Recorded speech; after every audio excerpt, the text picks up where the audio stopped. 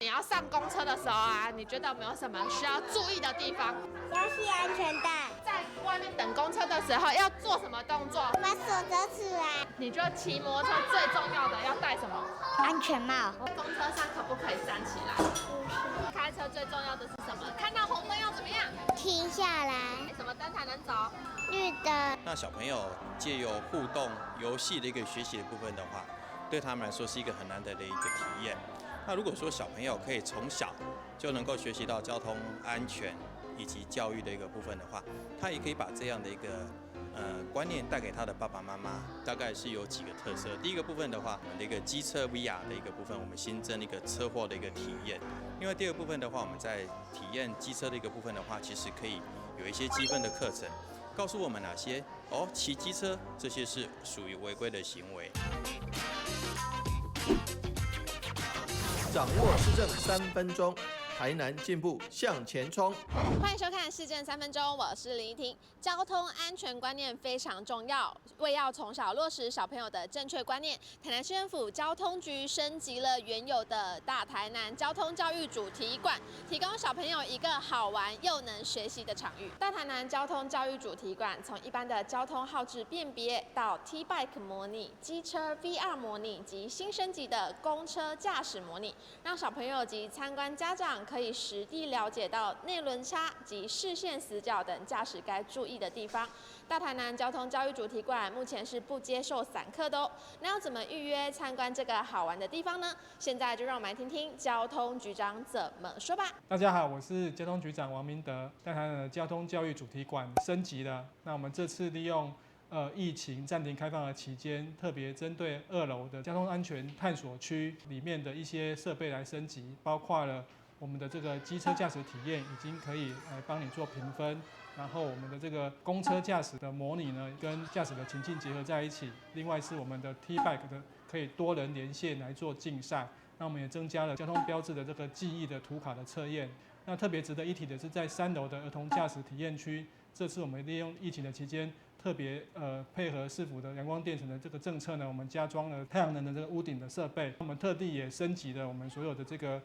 驾驶模拟的这个情境，包含了我们模拟的平交道啦，或者是上下坡，或者是相关的这个隧道等等。那希望在驾驶体验区里面，让小朋友可以更拟真的来驾驶实际的道路的环境。那我们是星期1到星期4上下午各有1场。那在每个月的1号开放下一个月的预约，完全是免费的来参观。所有的市民朋友可以揪大家一起来，15人以上的团体就可以预约体验我们这个刚升级完成的儿童安全的教育的相关的设施。接下来请收看中嘉新闻。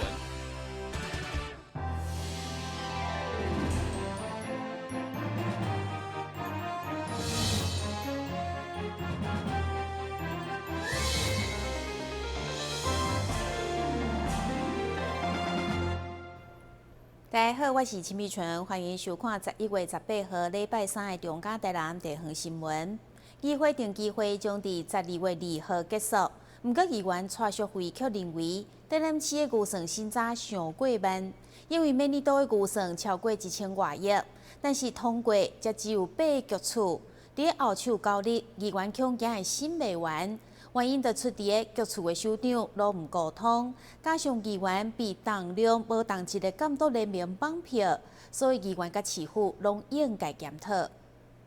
议员蔡淑慧摕着预算审查牛步化的扛棒来指出，伊讲每年台南市政府的预算超过1000多亿，伫个审查预算的时，只有市长甲议员咧沟通，其他局处长却拢无甲议员沟通。到目前只通过8个局处的预算。议员认为，除了市府要检讨，另外议员被重量无同一个监督人员来绑票，嘛需要进一步的检讨。我想请问一下，你们还没有通过预算的这些局长，你们曾几何时到议事厅来拜托议员，跟议员沟通预算的审查有什么问题，可以事先做沟通？我本身跟王新基局长交情还不错，但是昨天预算一问倒掉了。我想要帮他护航都很困难。后来他提供的资料，我们一看，那个资料早就已经准备好的，为什么不事先给议员？要让我们在议事厅问了之后倒？然后把预算延后。昨天社会局局长也被议会骂到不行，然后预算审得那么细须弥遗，议员袂甲恁找麻烦。我们只是针对预算的增加部分提出了一个质疑。市长，你对预算的审查非常的忧心，不管是白天，不管是晚上，甚至我们正在审查预算的当下，你都会一一的跟议员沟通拜托。但是我看不到，就算休息10分钟、休息5分钟，我们也看不到局长下来我们的议员的席次来做一个沟通协调。这样的预算审查怎么会快？议员以社会福利指出，其中补助低收入户加中低收入户国民年金的费用，一档就需要2亿6千多万，大约40万人厝，就占了全市人口的2成。议员认为，一直补助唔是办法，要求社会局一定要以工代赈，鼓励弱势族群培养第2专长的工作能力，早日顺利来脱贫脱困，才是办法。台南新闻林跟郭博义采访报道。议员蔡小薇伫议会自由发言，针对动物保护议题，甲凯旋路延伸人行路拓宽，要求市府对着政策议题推动，一定要审慎评估，确保相关族群的权益未被影响。议员蔡小薇表示，台南市流浪动物的数量排名全国第1。虽然市府积极的推动 TNVR， 不过流浪动物的数量也是持续来增加。议员建议应该对源头管控加好的饲养，尤其教育宣导加晶片的植入应该多加强。对此，市长加农业局长回应，会针对热点区域来加强宣导。我想将我们的所谓校园宣导进入我们的小朋友的生活，让他们重新来重视生命，有不一样的一个生命教育，甚至针对不同年龄层，例如高中生、大学生，给予相关的志工时数，让他们真正的进入，不管是到我们的动物园区，或者是我们的中途流浪之家，给他们一个跟动物接触的机会。地方的支持度是最重要的。如果说地方不支持，我们就算是宽筹经费，争取中央的补助，大家再去抗争。一方面抗争流浪狗、流浪动物很多，一方面抗争要在我们旁边设动物收容之家，甚至现在连这个固定的爱妈爱爸，他们去喂食这个流浪动物，事实上也有很多人有意见。对，那就是大家。所以说，我觉得这部分问题，我们还是要加强宣导。你刚刚讲20场次我们会增加，希望说增加宣导。那希望说，我们现在目前为止，全台南市的各公家机关、派出所，还有包括学校，很多都有认养。所以我觉得是这部分公部门能够做，我们会尽量再加码做。好。另外，针对东区后家局长配合工务局凯旋路延长到林森路的拓宽计划，预计伫民国110年开始来规划动工。虽然巷道的拓宽对地方的交通有帮助，不过对着后家局长的围墙来说，议员嘛关心学生的受教权袂用受影响，因此建议应该优先伫工程时间进前完成校内的防护球场的设立。台南新闻林根郭博义采访报道。109年全民运动会才拄啊落幕，台南市总共摕到17金、21银、18铜，创下县市合并以来上好的成绩。不过，议员陈怡珍伫议会自由发言，摕出来甲其他5都做比较，不但成绩排名6都上尾啊，而且奖金甲其他县市比较起来，更加是差人一大截，要求市府爱检讨。台南市代表队伫今年的全民运动会，总共摕到56面的奖牌。虽然成绩是县市合并来得奖上侪一届，不过伫6都的排名嘛是上尾一名。议员陈怡珍来检视台南市的体育政策，发觉台南市的选手伫得奖以后的奖金，却是差人一大截，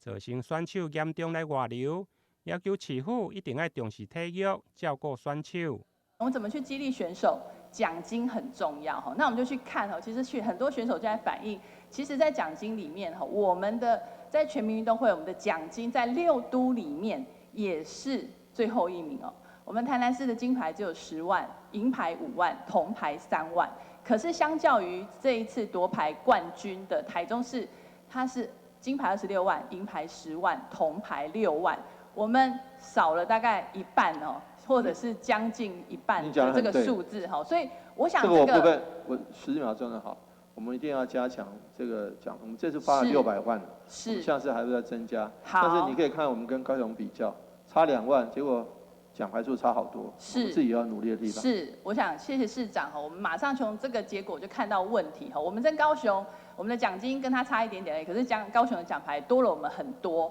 所以我想这个奖金的政策一定要检讨，因为我们这些选手很辛苦夺到奖牌的情况之下，我们需要给他最多的鼓励跟激励。不但得奖的奖金差人一截，另外伫个比赛的散杂费，议员嘛认为伤少。伊即届参加花莲全民运动会。就选手一直到比赛当天，拢唔敢来订房间，原因是一定要等到得奖才有经费来带房。对此，教育局长回应，目前的散杂费已经由原先的400提升到600块，如果预定4人房，应该是有够。希望未来会用对选手会用更加来照顾。台南新闻林根郭博义采访报道。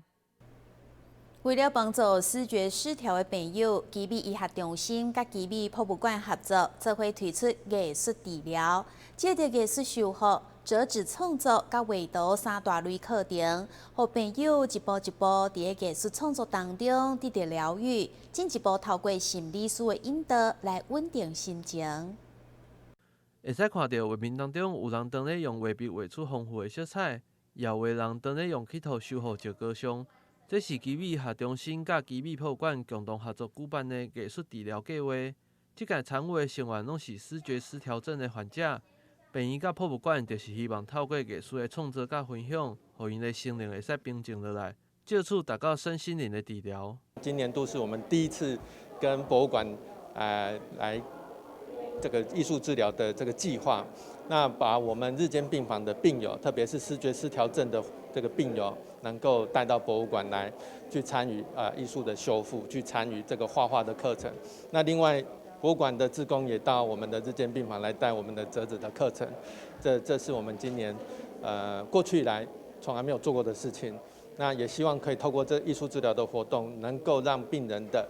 他的认知功能、他的记忆力、他的专注力，还有他的手功能，能够恢复得更好。那其实，在他们稳定治疗的情况之下，这些治疗其实是有机会让他们能够回归社会。奇美博物馆本来就很希望说，我们都知道艺术在人类的心灵，然后在我们的情绪的疏导上，其实本来就是可以起很大的作用，只是我们没有这方面的专业知识，所以一开始也不太敢尝试。原本只是想说，是不是可以帮助老化的社会，可以更像说，我们台南的长者，或是带着阿公阿嬷，大家带着阿公阿嬷来，大家多走走路。一开始想的只有这么简单，可是后来刚好奇美医院的那个精神科的主任来看到说我们有那个修复的课程，他发现说，其实像这个视觉失调症的朋友们，其实他们就会非常需要专注。那所以尝试做这样子的艺术的修复，其实他们这样子的课程对他们是很有帮助。那后来进行了活动，进行了一阵子之后，就发现说，哇，他们的语言变得丰富了，他们的笑容变得丰富了，然后表情也有了，眼神也好像可以跟人对焦了。那我们这些朋友们，他们每次来都很期待说，下次什么时候又可以来？所以奇美医院的医生就发现说，哇，这个效果非常的好。所以我想这是一个很棒的一开始的初步的尝试。那我们会继续往这个方向去努力。这届课程对7月份开始，为期半年，进行了艺术修复、凹纸创作、画图等3大主题的课程。这个课程也将对朋友做出调整，希望因在过程当中会使得到疗愈的感觉。我们也事先请奇美医院的 OT 治疗师、心理医师帮我们做了一些培训，做了一些心理的建设，知道说我们要怎么样跟病友保持一个良好的距离，然后有哪些地方是可以尽量避免他们产生紧张的状态。所以课程设计上面，其实我们都相当用心去避免他们在一个紧张的情绪下没有办法达到放松。那所以其实我们课程设计上面不会太过于困难。在美做艺术治疗的时候呢，我心情比较浮动，而且呢，耳朵里面呢有一些不好的想法，因为是我们这种病叫思觉失调症，就是脑筋有点接不上线。但是做完那个艺术治疗之后呢，那我心慢慢平静下来了，精神也不再那么紧张了，不再那么整天东想西想的，安静下来了。透过艺术结合医疗，互患者会使放松家己的心灵，一步一步改善症状，找到转去社会的自信。基美下中心甲基美博物馆拢表示，这个计划只是开始，未来也会持续推动，提供民众更较侪服务。但新闻国以采访报道。咱先休困一下，马上转来新闻现场。让我们和旅行达人面对面，聆听他的所见所闻，同时选择一本好书，陪伴每一趟精彩的旅程。就让我们跟着旅行达人的脚步，一起走入阅读森林吧！敬请锁定每晚8点半第3公用频道。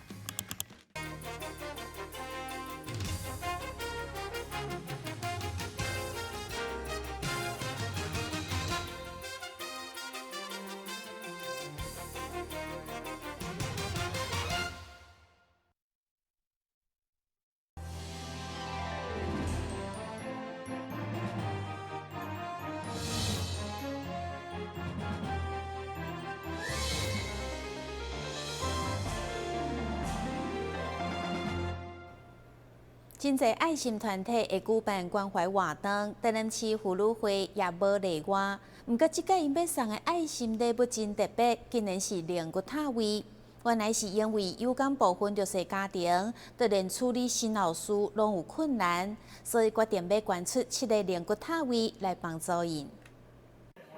台南市妇女会109年岁末送暖精神美活动，特别联合东区、中西区、南区、北区、安平区、安南区等妇女会，将捐出7个灵骨塔位以及塔位永久的管理费，希望会当减轻弱势家庭处理家属后事的负担，提供予弱势族群申请。我们台南市以各区妇女会，我们捐赠了7具灵骨塔以及永久管理费。那还有100副的大寿具，也是我们俗称的棺材。还有，因为我们跟长隆中学合作，所以我们也送出了数位的清寒奖学金。那这些都是我们台南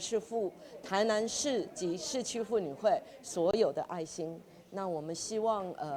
如果条件符合的，可以到透过里长，透过各服务站，以及到了我们台南市以及各区东西区、中区、安平区、安南区的妇女会去申请。台南市妇女会嘛希望联动因理念的爱心人士以及专家学者，做伙加入因的行列。我们有10个讲座是关于心灵疗愈的讲座。那这个讲座我们请到10个博士来，特别从出生、青少年，以及讲到婚前咨商，甚至到了年老，到了银发族的时候，我们应该做什么准备？那这些讲座，希望能够给这个社会大众一个心灵疗愈的地方。以及我们另外还有一个讲座是专门讲主题，譬如我们请医生、律师，还有各界的精英、法律的，来帮助我们台南市的市民，如果有什么需要，我们台南市妇女会75周年，希望可以展现出帮助跟妇女会、跟市民一起的活动。是，那我们也希望可以招募对这样有兴趣的志工，一起加入我们市妇女会。除了关怀行动，台南市妇女会嘛有规划各项艺术展演的活动，以及富有心灵沟通的课程。妇女会欢迎对着相关活动有兴趣的民众，会当向台南市各区妇女会报名参加。台南新闻张硕维采访报道。颈椎后重韧带骨化症这项疾病发作的时阵，骹手会麻，行路袂稳，较严重的甚至无法度家己行路。而且这款疾病容易发生伫个东亚邻境，尤其伫个日本的盛行率达到2%至4%左右。伫个韩国、台湾、中国等地发生率也拢比西方的国家较悬，所以医师建议，若是有相关的症状，应该爱量早做检查。新台病医神经外科主治医师黄启正指出，颈椎后纵韧带骨化症的患者，因为后纵韧带钙化变高，慢慢得到脊髓的神经，互患者产生肢体无力、身体暗暗、行路袂稳，严重的时阵，甚至会出现大小便失禁以及无法度行路的状况。而且这项疾病好发伫咧东亚邻境，日本、台湾、中国等地拢有病例出现。后纵韧带骨化症它主要是好发在东亚族群那有文献报告，最高是像以日本人里面最多甚至可以到2% 左右。那在日本，他们因为颈椎病来开刀的病人是这个问题的，甚至有文献是高达4% 居多。那一般而言，他的症状，患者来求诊的症状，通常都是觉得肢体无力，或者是身体紧紧绑绑的，然后进而导致走路不稳。如果再更严重，就开始会有那个泌尿。一些上厕所方面的问题，比如说觉得尿不出来，或者是尿不干净，或者是以前不会便秘的人突然间会便秘这样。针对这项疾病，医生建议在评估患者的状况了后，会当采用前卫也就是后卫手术进行治疗。如果是已经有脊髓压迫的症状，然后经过检查也证实影像上证实有脊髓压迫的情形，一般都还是会建议手术治疗。那手术的选择就是以侵犯的阶段，然后以病人本身的，然后另外也要考量病人本身的内科疾病麻醉的风险，然后选择前卫或后卫的手术。黄医师提醒，不论是前卫也就是后卫的手术，伫术后拢必须要配挂颈圈，而且因为这是一种体质性的疾病，所以要定期回诊追踪，有帮助提早发现其他阶段的问题，予医生提早治疗。台南新闻张硕维采访报道。讲到鼻仔肿瘤，多数拢是鼻咽癌。现在透过放射甲化学治疗已经有真好的控制，所以医生请患者安心接受治疗。同时提醒民众，只有疾病的健康杂质，或者是有家族遗传，拢是高风险，一定要提高警觉。随着现在医疗科技进步，特别伫鼻仔肿瘤顶面，以放射甲化学治疗的主流，拢有一定程度的控制。同时，若早期发现，可以当加入类似镜甲新的导航系统来提升安全，避免开刀所造成的大空喙。不过，医生提醒，也是要对有疾病、健康杂质，或者是颔骨、眼疾地等征兆来注意，尤其若有家族遗传，更是高风险。就是针对这些家族里面患有就是鼻咽癌患者的病人啊，我们会建议说，如果就是患者出现有单侧的耳塞、颈部的肿块，或是说鼻涕跟痰里面有血丝的话，要尽快的来我们鼻喉科的诊所这边就医检查看看是不是有鼻窦或是鼻咽的肿瘤的可能性。如果是家族里面有鼻咽癌的患者的话，那其实它的风险是大概一般患者的4到10倍左右。所以说这个得到鼻咽癌的机会是大幅的增加，这样子。医生进一步表示，虽然一档个人鼻仔相关的肿瘤大约1700位，不过多数拢是因为一开始镜头并无遐尼明显被疏忽，所以呼吁民众一定要提高警觉。第一新闻军及何乔邦采访报道。新闻最后赶快来关心气象。